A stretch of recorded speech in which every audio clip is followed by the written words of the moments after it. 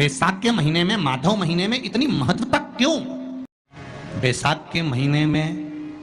नवमी तिथि को माता जानकी का प्रागट्य हुआ है पृथ्वी से। कभी एक विचार करिएगा कि नरसिंह अवतार बैसाख के महीने में हुआ, कुर्म अवतार बैसाख के महीने में हुआ, हयग्रीव अवतार बैसाख के महीने में हुआ, परशुराम अवतार बैसाख के महीने में हुआ, माता जानकी का अवतार बैसाख के महीने में हुआ। आखिर बैसाख के महीने में, माधव महीने में इतनी महत्वता क्यों?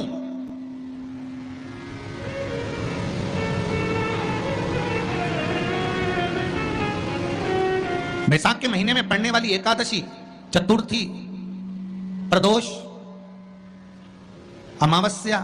पूर्णिमा, शिवरात्रि, ये सभी इतनी महत्वपूर्ण क्यों हो जाती है?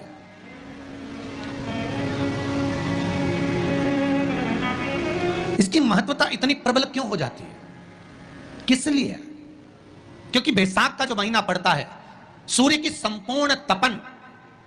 सूर्यदेव अपने पूर्ण तेज के साथ में मृत्यु लोक के निवासियों पर, चाहे जलचर हो, थलचर हो, वायुचर हो, चाहे जो जीव हैं, उस पर जब किरण फेंकते हैं तो संसार का जो मनुष्य है उस पर जब ताप पड़ता है तो ताप पड़ने के कारण उसके मुख से भगवान का नाम निकल ही जाता है, स्मरण नाम निकल ही जाता है। जब उसके मुख से भगवान का नाम निकलता है तो वो भगवान की शरणागति खुद ग्रहण कर लेता है। स्वयं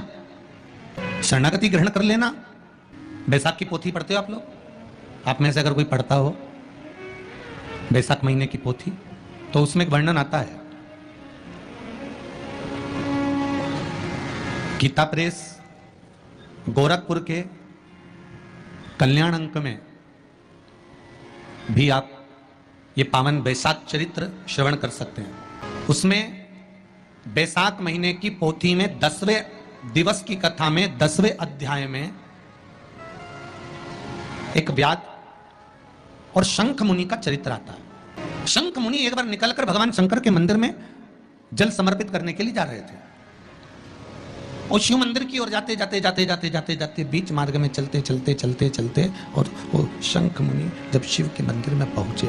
शंकर भगवान के मंदिर में जाकर उन्हें दर्शन किया, जल का पात्र उठाया और वो जल का पात्र उठाकर जब भगवान शिव को समर्पित कर रहे थे तो उसी समय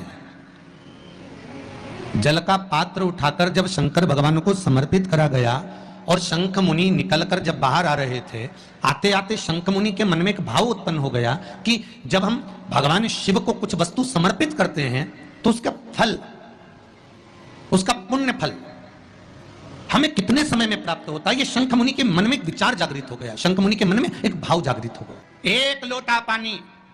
जो भगवान शंकर को समर्पित करता है, मरने के बाद तुम्हारी औलाद तुम्हारा किसी पवित्र नदी में तर्पण करे ना करे, तुम्हारा शिव को दिया हुआ जल तुम्हारे खाते में पहुंच जाता। आपने जो शंकर भगवान को एक लोटा जल दिया है, शिव जी को एक लोटा पानी चढ़ाया, शंकर भगवान को एक लोटा जल समर्पित करा है, शंकर भगवान को एक लोटा जल अगर आपने दिया है तो वो आपके खाते में पहुंचेगा जरूर, ये निश्चित है, पक्का है। और शिव भक्ति के अनुसार, शंकर भगवान के अनुमोदन के अनुसार, पहले भी कथा में कहा,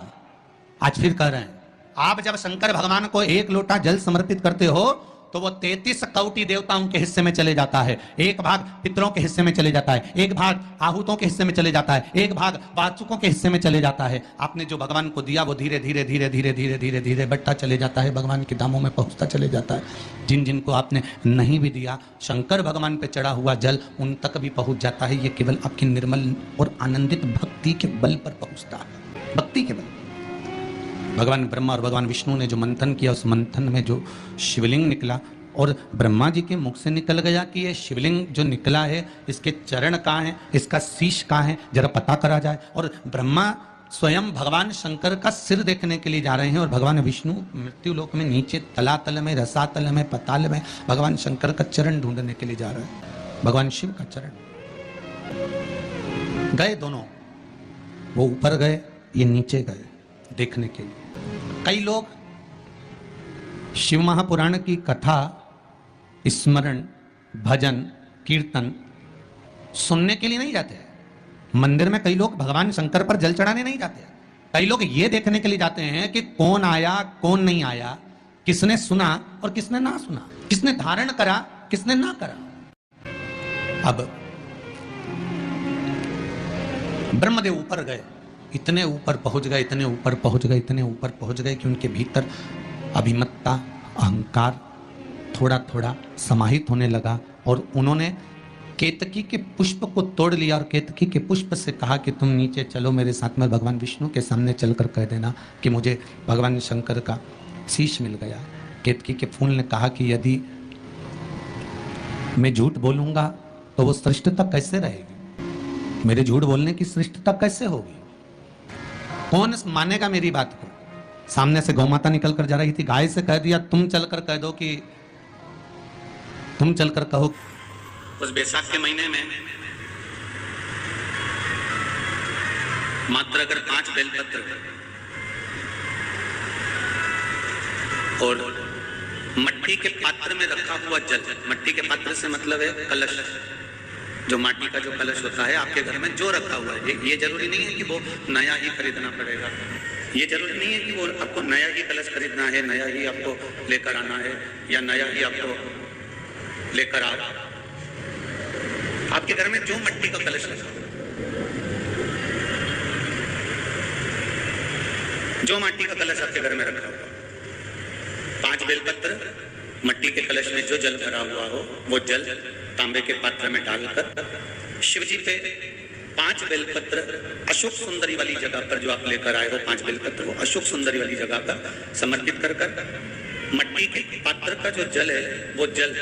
बैसाख के महीने में किसी भी दिन, चाहे आप सोमवार को कर लो, प्रदोष को कर लो, चाहे आप शिवरात्रि पे कर लो बैसाख महीने की, तो आप अगर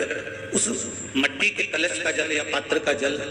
शंकर भगवान को 5 बेलपत्री अशोक सुंदरी वाली जगह पर समर्पित कर जल अगर चढ़ा देते हैं तो महाराज ये उधर से जो जुड़ी हुई परेशानियां जो मनुष्य को झेलना पड़ती है, चाहे भोजन नहीं पच रहा हो, चाहे उधर में पत्थरी हो रही हो या कोई अनेक परेशानियां जो उधर से जुड़ी हुई होती है, बैसाख के महीने में अगर प्रतिदिन मट्टी के पात्र का जल शिवजी को समर्पित करा जाता है